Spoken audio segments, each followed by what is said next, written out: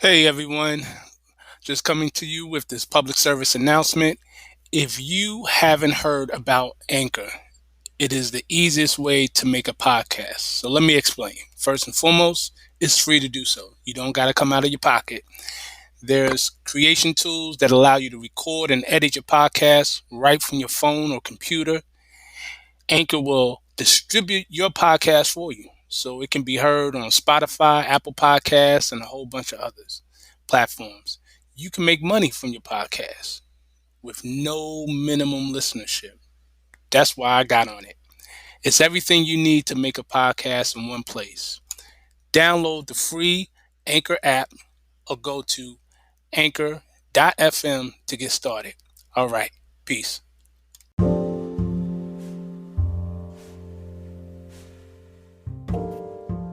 Peace. We are back once again with Masterminds with Brother Shem L. And I'm your host, Brother Shem L, back with another episode. I'm happy to be back. I'm excited to be back. Before we begin, as always, I'd like to thank each and every one of you for your support, your continued support. To all the new listeners, the people who have been listening throughout my day ones, all of you, I thank you for your support. I appreciate the love. And with that, I want to actually give some new announcements. Actually, one big new announcement that I'm really excited about. I've been grinding hard, stirring up some things in the pot. And one of the things that I am happy to announce is that I am proceeding forward with actually a system. I want to call it a 6-month system that is set to expand and expound upon the information that is put out here on Masterminds with Brother Shem L. And for those of you who are interested, I'm looking for people who are willing to participate and really dive deep into these studies. It's a system I created called Metamind Mastery Mentorship. Metamind Mastery. So it is a mentorship. It's not just an online course. I know for those who have heard me speak about in the past of me looking into creating a course, this is more than a course. This is a mentorship, meaning that I will be hands-on. I'm not just going to give you a bunch of lessons and you just read them and watch a video and then that's it. I'm actually, being hands-on in helping people, and it's systemized in 5 stages or steps. And of course, this is in line with the overall goal of us developing ourselves as masterminds, elevating ourselves spiritually, the path of enlightenment, being one with the divine, the omnipotent. But from a more practical standpoint, which a lot of people who are not as metaphysical will be able to benefit from and appreciate, is that it will be designed with the specific intent to help people deal with and cope with traumatic stress. This actually falls in line with the book that I'm going to put out shortly pertaining to that. And while it won't be necessary to have that book for this particular mentorship, it would be advised and recommended. But I say all that to say, again, it is for half a year, 6 months. And if people want to repeat and continue on with it, that's more than fine. I'm actually starting at a beta stage. I'm gathering a beta group of up to 10 people. And so far, spots are filling up right now, like really, really fast. And I just put a word out and I'm already getting people to holler at me on this. So if you're interested in being part of the beta group, definitely go to my website, shemel.com. That's SHEM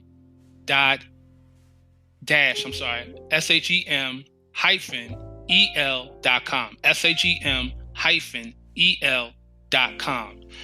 Go there. You can go to the contact page, send me a quick message. You can reference this show and just say you're interested in becoming part of the MetaMind Mastery mentorship. And definitely we can talk, as to what it will, what it would take, see if you qualify. There is a cost, and we will discuss that. For the beta group, of course, it won't be as much. But once the beta group is done, that cost will, of course, be raised up. So I want to give you that heads up. First and foremost, this will not be a free mentorship, but for those who are interested, it definitely will be worth every penny.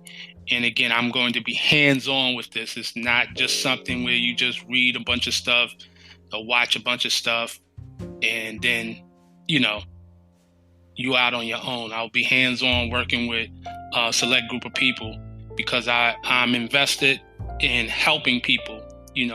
I teach already, so this will be another aspect of me teaching in real time and helping people achieve their goals. Because a lot of people have come to me, they love this content and they say it's a lot of content.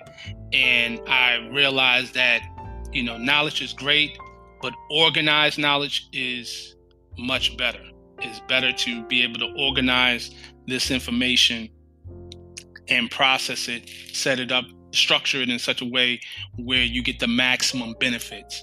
And what this is the result of decades of me working, doing this work.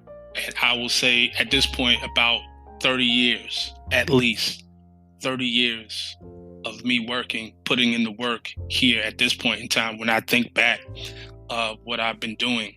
So with that said, hit me up if you're interested. So I'm really excited about the MetaMind Mastery mentorship, and I hope to see you as a part of it. So with that, we will go on to the topic, and this is in reference to belief, faith, and fruition. So to get started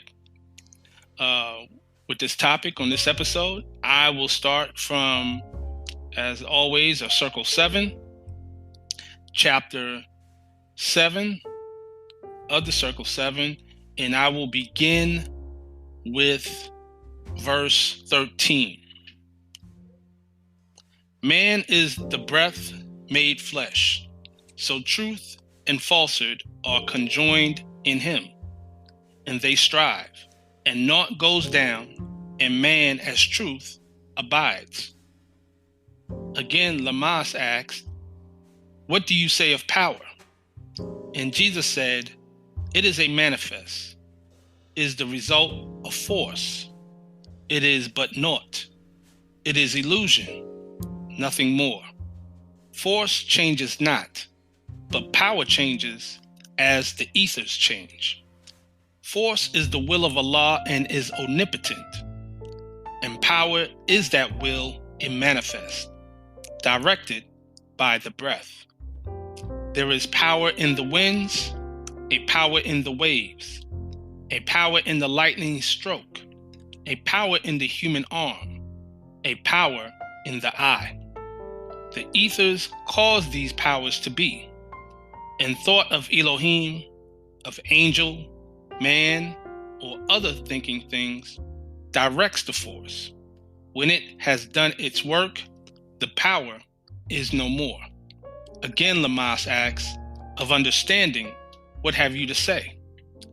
And Jesus said, "It is the rock on which man builds himself.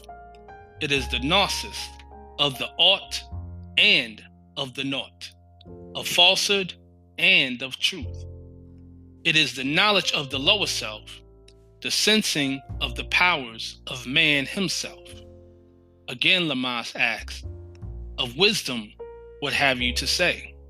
And Jesus said, it is the consciousness that man is aught, that Allah and man are one, that naught is naught, that power is but illusion, that heaven and earth and hell are not above, around, below, but in, which, in the light of aught, becomes the naught, and Allah is all. Lamas asks, pray, what is faith? And Jesus said, faith is the surety of the omnipotence of Allah and man, the certainty that man will reach the deific life. Salvation is a ladder reaching from the heart of men to heart of Allah. It has 3 steps. Belief is first, and this is what man thinks, perhaps is true. And faith is next, and this is what man knows is the truth. Fruition is the last, and this is man himself, the truth. Belief is lost in faith, and in fruition, faith is lost. Man is saved when he has reached deific life, and he and Allah are one. So I wanted to make it a point to speak on that. In actuality, what we call belief, faith, and fruition. And this is very important. So that said, I want to just go into some things. Now, this is a very powerful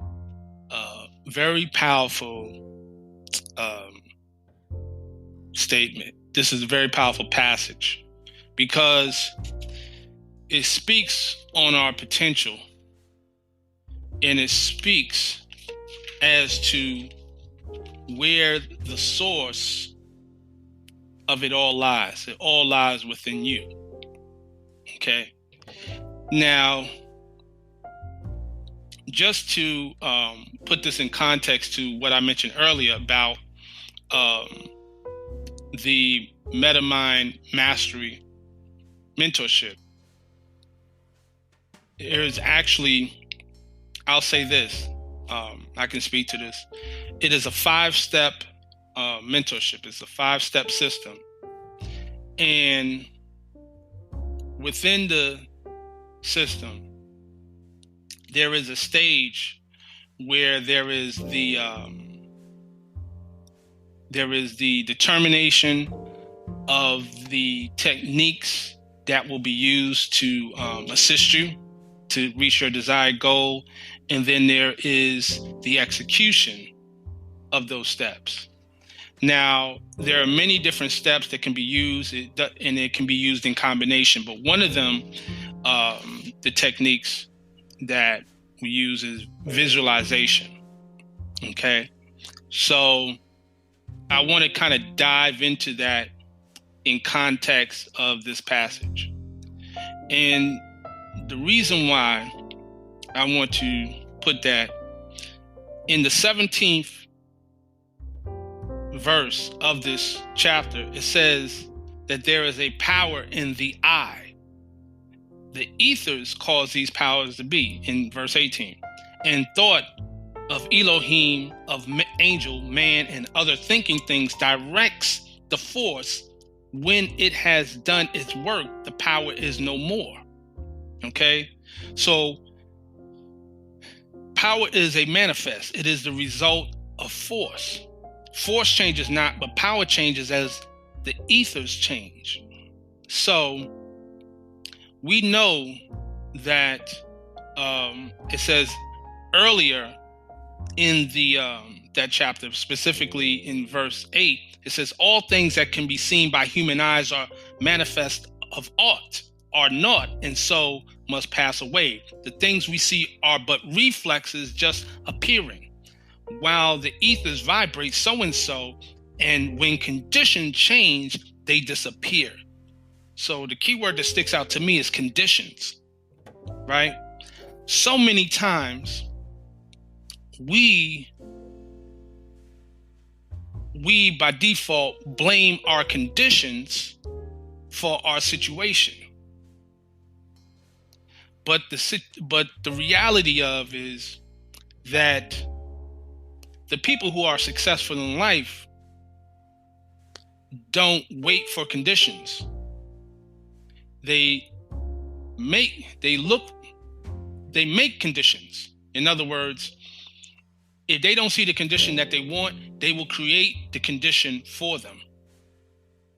And it starts off with the thought, and in that thought, there has to be a visualization, which really entails imagination to get it manifested.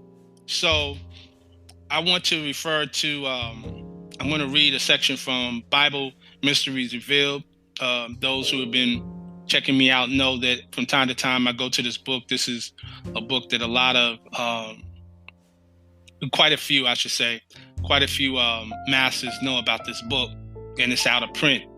But just to reference it, I'm going to read the section pertaining to, it's under a section of the book entitled Mind, Idea, Manifestation. Mind, Idea, Manifestation. And it goes as follows. Mind, idea, manifestation. This is the order of creation. Our mind is our instrument with which we think. The brain is the organ of the mind. Thinking is the activity of the mind and is creative. Every thought creates some kind of idea or thing. Good thoughts create good ideas, and evil thoughts create evil and destructive ideas. These ideas are clothed with spirit, substance, and become visible to the human eye. Hate thoughts create ideas with sharp, cutting, stinging points, which crystallize in the blood, are deposited in the joints and muscles, and are then called rheumatism, disease, etc. Many diseases have been cured by changing the hate, revenge, and greed thoughts to thoughts of love and peace. Love thoughts create ideas that are smooth, harmonious, beautiful, and healing. We harm only ourselves when we hate others.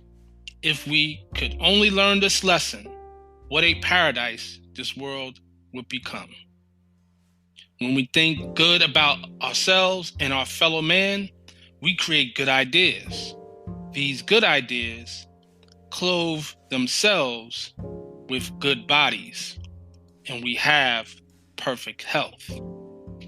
And this brings me back to the part of the Circle 7 where it says, and what health is to the body, even that is honesty to the soul. So we have to get back into those positive vibrations in order to create those positive results, not only for ourselves, but for those around us. So this ties back to the previous episode I did where it says thought is the cause of it all, right? And it gets into the creativity. Now, what is the mechanism by which thought is used, or the process by which thought is used? It's imagination and visualization, okay? When you speak of imagination, from a phonetic standpoint, it is image nation, the nation of image, right? So nation would be considered actually in law a corpus, a body. Some would say a body politic, right? It's a corpus.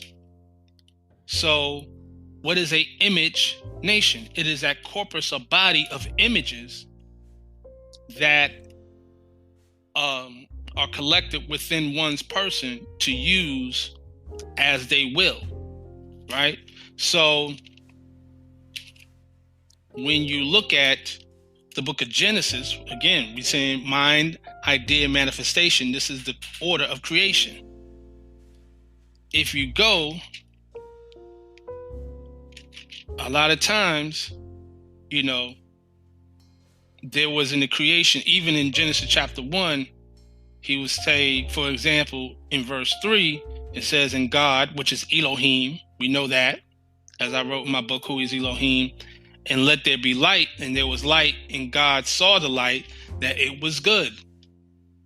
And God divided the light from the darkness, right? So he, or they create light, the Elohim creates light and then sees it, right? Now, interestingly enough, when you go into the 26th verse of Genesis, before the creation, when it deals with the creation of man, there's a conversation before it takes place. It says, and God said, let us. There's a conversation. It's like let's talk about this. Let's see what we can come up with. Let's see if this is good. And it says, and God said, let us make man in our image, after our likeness, and let them have dominion over the fish of the sea, and over the fowl of the air, and over the cattle, and over all the earth, and over every creeping thing that creepeth upon the earth. So God created man in his own image. In the image of God created he him. Male and female created he them. And blessed them. And God said unto them, be fruitful and multiply and replenish the earth and subdue it, and have dominion over the fish of the sea, and over the fowl of the air, over every living thing that moveth upon the earth, right? And notice at that point, he didn't say it was good. He just blessed it, right? Man is truth and falsehood strangely mixed. Man is breath made flesh. So truth and falsehood are conjoined in him, and they strive, and naught goes down, and man as truth abides. See, this was already known in the beginning, that we have the darkness and the light within us. But the point I'm making here is that when it came to creation of man, it was important that it was done in the image. There was an imagination process when it came to man. Thus, man is the one creation in the universe, particularly on this planet, that utilizes imagination. We are very imaginative as a species. You don't have that with other animals. Animals pretty much are, they do what they do in harmony with nature, right? They don't think too much outside of whatever it is that they need to do. They deal with survival and being in harmony with nature. Man, we're the only ones who will imagine something that is either very great or very bad and go out and do it, right? Now, here is the thing of it. If we're looking to make positive results through our imagination, there must be the belief stage first. You hear the term limiting beliefs. Limiting beliefs. You hear that nowadays. Well, we got to let go of the limiting beliefs and deal with those limiting beliefs so you can manifest what you need to manifest, right?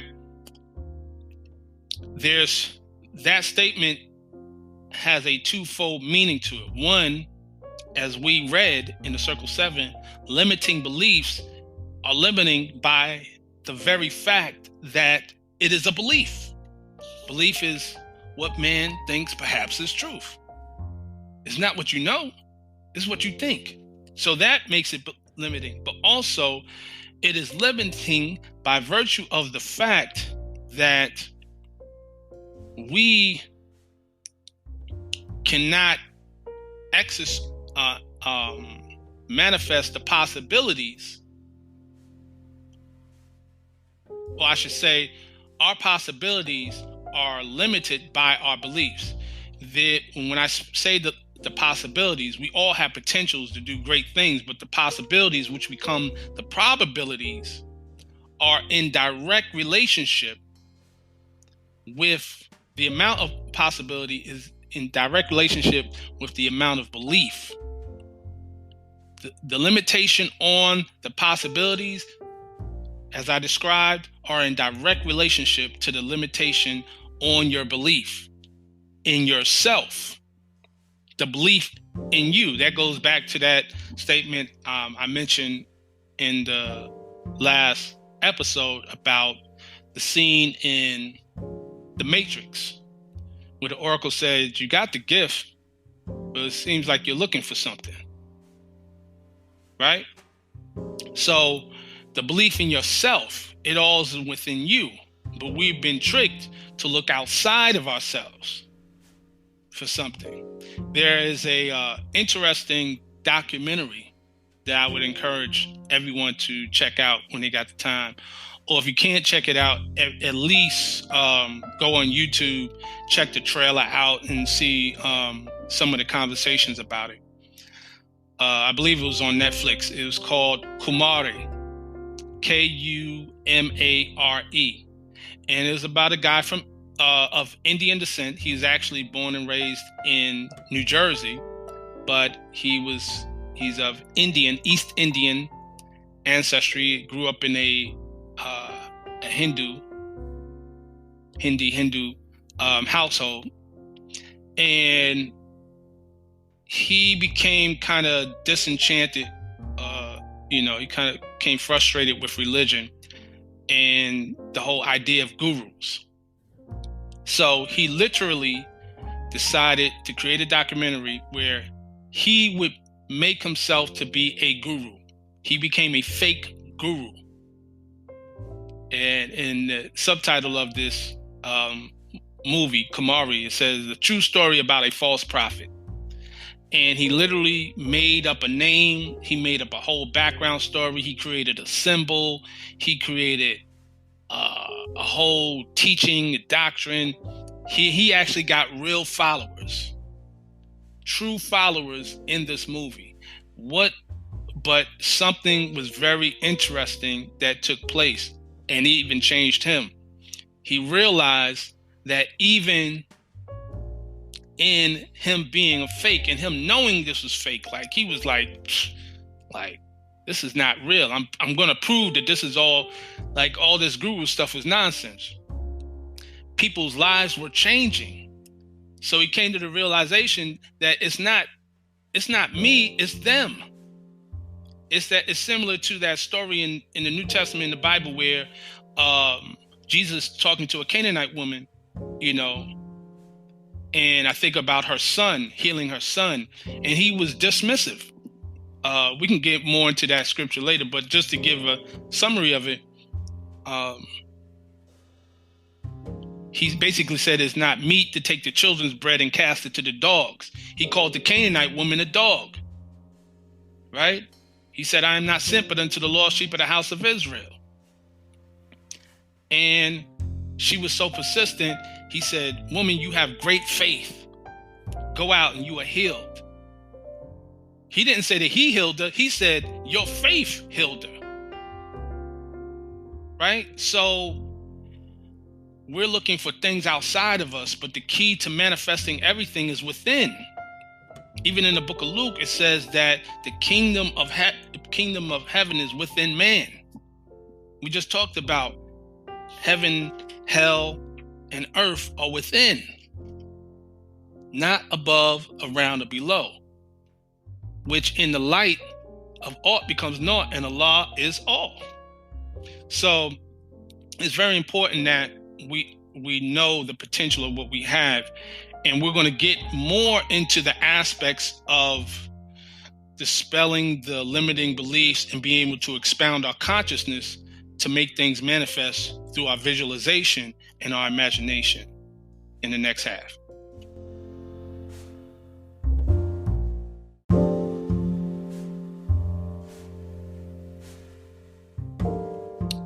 It's important to comprehend how the mind works, particularly when we're speaking about visualization. So, to give you an example, there was research conducted at Stanford University, and this has verified what has been known by many masterminds for centuries, that picturing mentally performing an action, picturing yourself in your mind performing an action, causes the nervous system to react as if you were actually doing it, being imagined, doing the action being imagined, right? Visualizing the picture in your mind causes the nervous system to react as if you were actually doing that thing, right? A simple way of putting it is, and it produces the actual result of said thing. How do you know this to be true? There are people who will dream. In a dream state, they may be fighting or running, and it may be a real traumatic thing. They'll wake up in a cold sweat, right? They didn't really physically do those things, but they have a physical result from that thing. Also, if the dream is sexual, right, then there's some secretion of bodily fluid, and they call that the wet dream, right? In either case, what takes place in the mind is just as real as the actual physical thing. Thought is the cause of it all. So there are athletes, professional athletes, who know the positive potential of these visualizations. In fact, it has been estimated that 90% of athletes practice some form of visualization. An example of visualization is shadow boxing. Right? If you ever seen the images of the boxers, particularly Muhammad Ali, you always see, doing the shadow boxing, throwing them punches real fast. He was imagining actually fighting his opponent, right? So that's on the positive side. On the negative side, there is involuntary visualization, which is why it's very important to be mindful of what you input in visually, specifically visual content, whether it's videos, TV, a lot of stuff on social media. You have to be very conscious. And there are people who know this, and that's why they always post traumatic images to have your mind wired towards trauma purposely. And that's some of the things we're going to talk about in the MetaMind Mastery Mentorship about that. So an example is reliving a catastrophe, a traumatic assault over and over again. And, when people want to trigger something in you, saying, can you tell us about that time when this happened to you? Can you take us back through that time? You're going to have to go and experience it as you're saying it. Even though you're not physically going through it, your nervous system is going through the same reaction. And therefore, you see, they'll tell a story, they break down and crying, and they get distraught. And the person asking the question is enjoying it. They get to watch it like it's a movie, right? So it only serves to perpetuate feelings of powerlessness, of lack of power, of subjugation, of oppression, okay? Of self-hatred, right? low self-esteem, etc. So it can be done with simple words or gestures. When you put up your middle finger and all that stuff, you change a person's mood. But I mentioned this before, but you can raise up another finger, the pointer finger, and it's a peace sign, right? Just that quickly. Just a simple switch of the fingers can change the mood from that of hatred to love, or vice versa, right? So visualization works because, believe it or not, our eyes are not perfect cameras, right? Meaning that they don't really see anything. You've never really seen anything. What you're seeing is light bounce off an object and reflect going through your lens, through the retina, to the optic nerve, and your brain is interpreting the image. In fact, the image, which may be a whole image, is actually broken down into what's known as bytes, because your brain is processing bytes of information. Is actually it has been reported that it actually kind of pixelizes the image and then reformulates the image to give it the resolution that it needs in your mind. But you call it seeing. And you've never seen anything but light reflected, because if the light is shut off, you don't see anything. The object is still there, but you don't see it, right? That's why we went back to chapter 7. It says all things that can be seen by human eyes are manifest of aught, are not, and so must pass away. The things we see are but reflexes just appearing, while the ethers vibrate so and so, and when conditions change, they disappear. If there's no light, the object disappears. You can't see without light bouncing off of the object, shining on that object and reflecting. So for example, if you say you're looking at a tree, you're not seeing the tree perfectly reflected off of some mirror in your brain. You're seeing your mind's eye interpreting that reassembled image.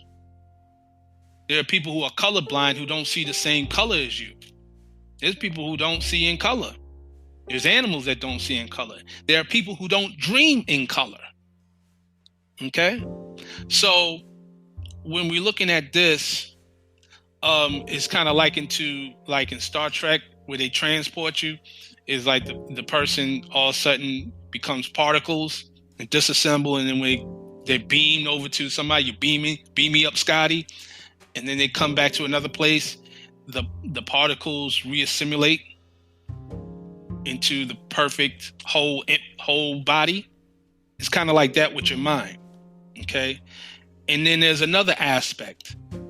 We all have filters, mental filters. These filters actually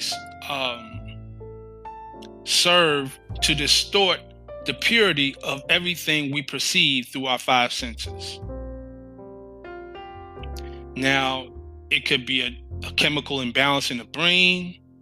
It could be a physical, like I said, color blindness, poor sight, glaucoma, poor hearing. It could be intoxication, drugs. That's why you got to think about hallucinations, slowed responses. Emotions can taint your perception. I've known of many cases where people are so emotionally charged that they hear something totally different than what was actually said. And they'll get in an argument. You said, ba, ba, ba, ba, ba. And everybody else would be like, that's not what he said. I don't know what he said. I know what she said. He said this. It's not that the words didn't come in, is that they process everything through the filter of their emotional body. And that caused created a whole new message in the mind.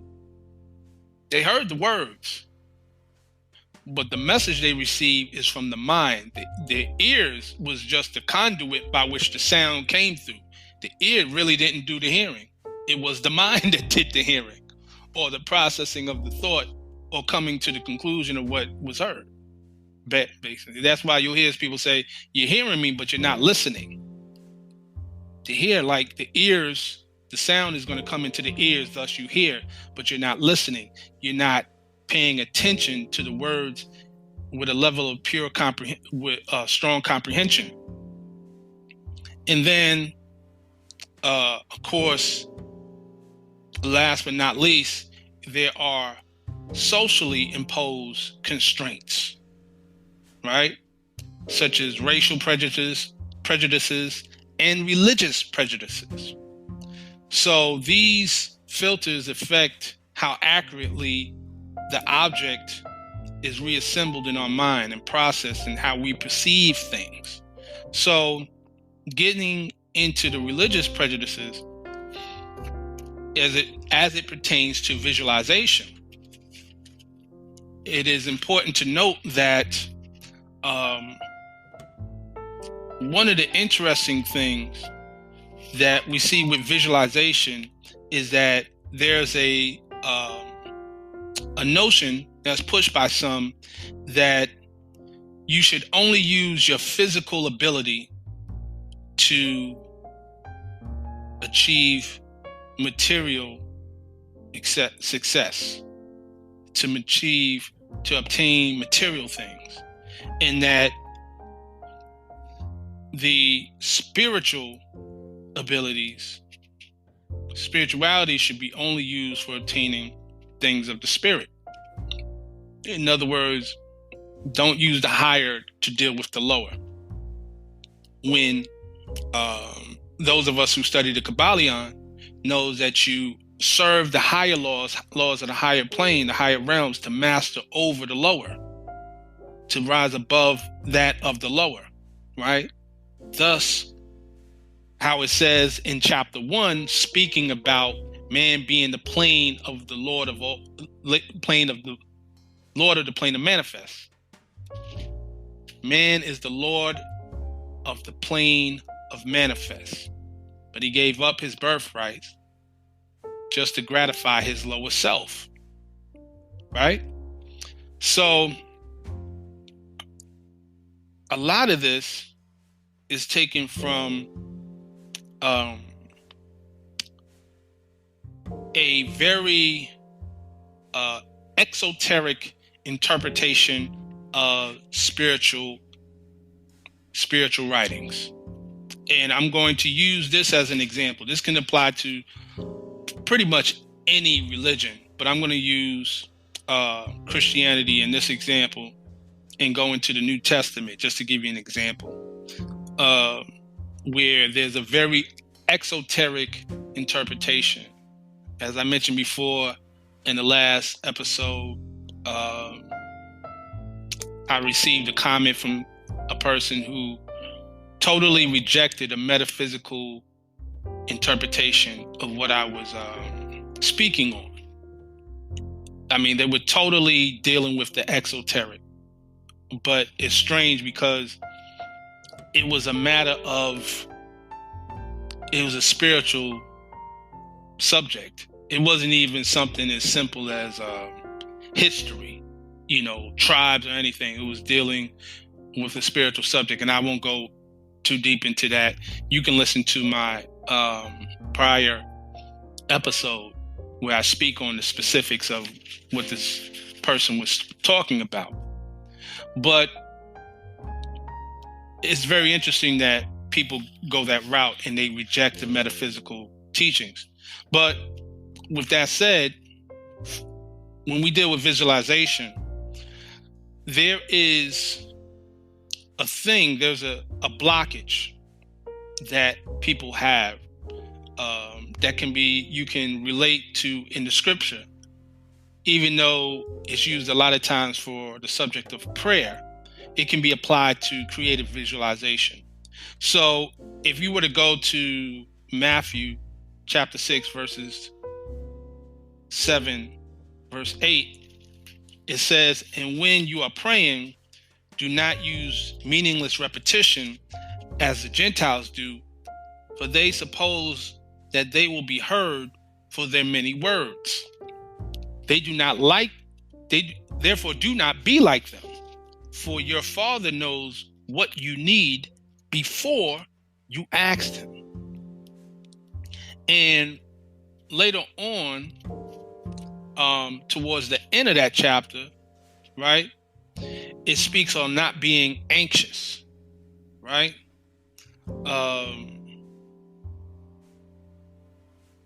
And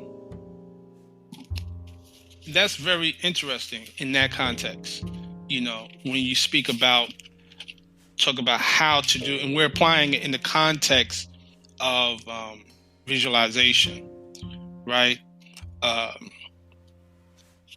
To basically know what it is that you need and have trust.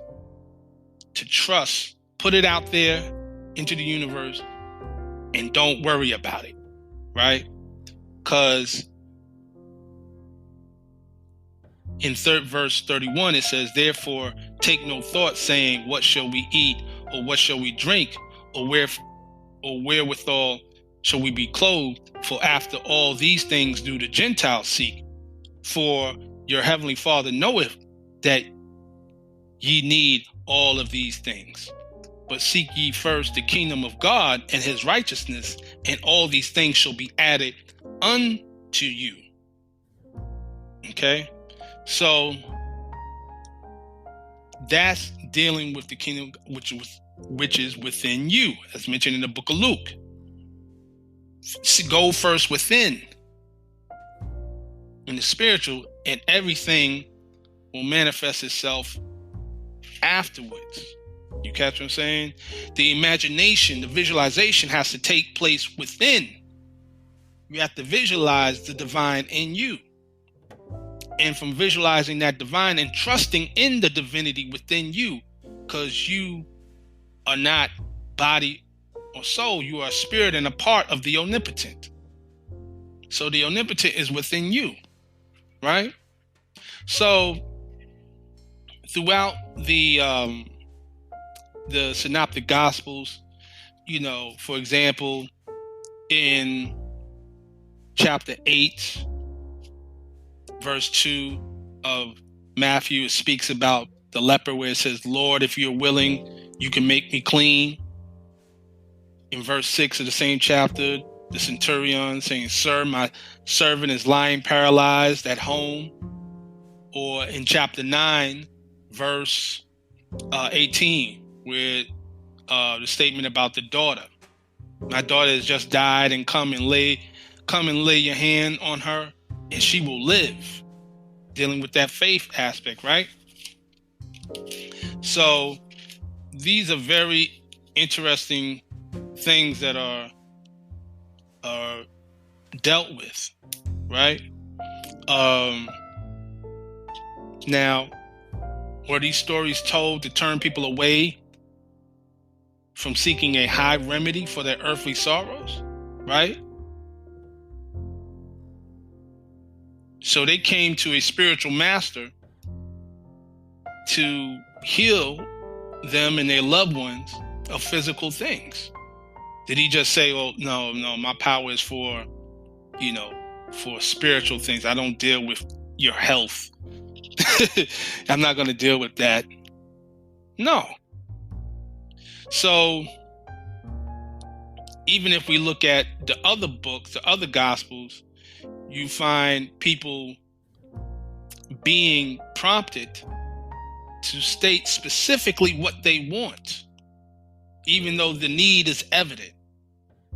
So I'll put this in context. So when you visualize, you have to be very vivid in your visualization. You have to have vivid goals, not vague goals, but vivid goals. See yourself, imagine, have the image. That's why they talk about the visualization boards. See yourself in the end, act in the end, right? To operate in that, which I spoke about in the previous, I alluded to towards the end of the last episode about that. the visualization. So, for example, there's a passage about the blind man in Mark chapter 10, verses 46 to 52, where it says, "What do you want me to do for you?" Jesus asked him. He said, "Master, I want to see again," the blind man told him. Right? So, and then there was a sick man in book of John, chapter 5, verse 6. It says, when Jesus saw him lying there and knew that he had already been there a long time in that condition, he said to him, "Do you wish to get well?" Now, this is supposed to be Jesus, right? He's supposed to be the Son of God or God in flesh and all this stuff. And he's asking these people these questions. Don't he already know? He said he already saw that the sick man by the pool had been there for a long time in that condition, sick. But he asked him, do you wish to get well? Now, if we were to say that as human beings on this planet, like you see somebody coughing and we would ask that, they would look at us like we're stupid. Like, yeah, of course I want to get well. Why you ask such a stupid question? It speaks to what it is. What is it that you truly want? Because you are the result of your thoughts. Belief, faith, fruition. Belief is vague. That's why I say you have to be vivid in your visualization. Because belief is very vague. Everyone has beliefs. We could believe a lot of things, but it's not fact. Not necessarily confirmed fact. It may even be true, but it's not a confirmed fact. Not by the believer, not to the believer. Something they believe in, and they can believe strongly in it, but it's not confirmed. So that's vague. It is not only until you get into be specific in what you want and what you know that you need to have and where you need to be, who you need to be, that you get into faith. That's where you know. You have to ask that question. What is it you want? Where do you see yourself? Any success coach will ask you, where do you see yourself a year from now, 5 years from now, 10 years from now? Where do you see? How do you visualize? What is the vision? What do you imagine? Where's your imagination taking you? And you can go as boundless as you want it to be. See, when you imagine, children, when they have imagination, they don't have limitations. They'll have put a cape on and they are flying. They are Superman, they're whatever. They are, in their mind, they are that. They're whoever they imagine to be. They're not saying, nah, that don't make sense. Ain't no man can fly. You can't get on a cape and jump over it. In the mind, it is. Right? The interesting thing about the mind is that at some point in time, if you develop your mind strong enough, you will eventually manifest whatever you imagine. It may not be in the exact way that you imagined it, but the end result will be what it is. But it is what you want. Do you wish to get well? You're standing sick. You're standing not complete on the side of the road for a long time. You haven't reached your level of omnipotence, the surety of the omnipotence of Allah and man. Right?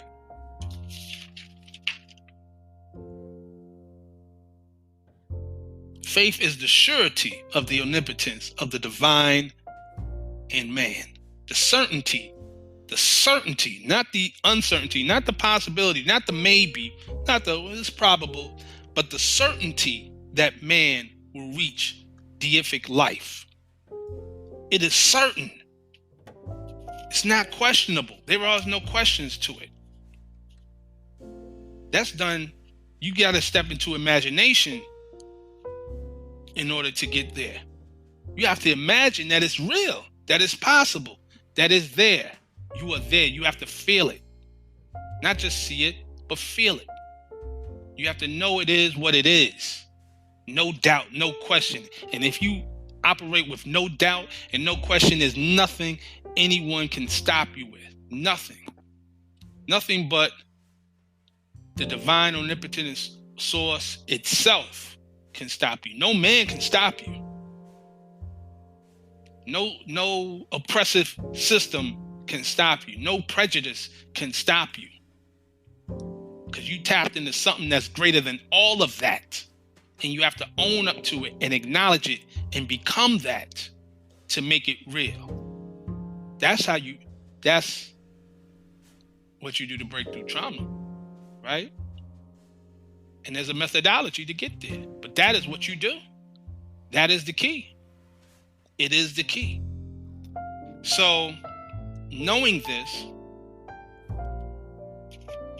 in the New Testament, you see this over and over. That's why I talked to you about the Canaanite woman who had so much faith, right? In Mark chapter 11, verse 22 to 24. It says, "Have faith in God. Truly I say to you, whoever says to this mountain, be taken up and cast into the sea, and does not doubt in his heart, but believes that what he says is going to happen, it shall be granted him. Therefore I say to you, all things for which you pray and ask, believe that you have received them, and they shall be granted you." That means you have to operate in the end. It already happened. It already is. You hear some Christians say, claim it, right? Claim it. It's already done. Believe that you have received them, not believe that you will receive them. So if somebody said, your blessing is coming, guess what? It will always be coming. It will never come. Because it's coming. It's still in the process. It's on its way. But if you operate and affirm within yourself that you already got it and you don't doubt, you already got it. You already there. You just waiting on the universe to catch up with you. You already there. You already in the end. You already at the glory. It's going to be granted to you. That's being Lord of the plane of manifest. You command it. When you're the Lord, you are the ruler. You give the commandment and everything follows. The plane of manifest will have to be subject to you because you are the Lord. You are the sovereign in that sense. Not sovereignty as in paperwork. Sovereignty as in sovereignty from a divine mind, a God mind, and a spiritual, supreme spiritual standpoint. Meaning you have developed yourself so spiritually that everything is subservient to you, provided you are in harmony with life. You have to operate with the principles of love, truth, peace, freedom, and justice. You have to operate with those principles in order for it to manifest the way it's supposed to. Otherwise, it may manifest, but it won't be what you want. You catch what I'm saying? So we got to be mindful of that. So, as I mentioned, like in Luke chapter 17, verse 21, the kingdom of God is within you. The kingdom of heaven is within you. So you gotta look for that within and be in tune with that. So from there, that's where fruition comes. Everything will bear fruit. Because at that point, you will be the truth. You will be one with the divine. Belief is lost in faith, and in fruition, faith is lost. And man is saved when he has reached deific light. And that's when you and the divine source, rootless root, and causeless cause from which all things are grown, are one and all. So with that, until next time, I say peace and love.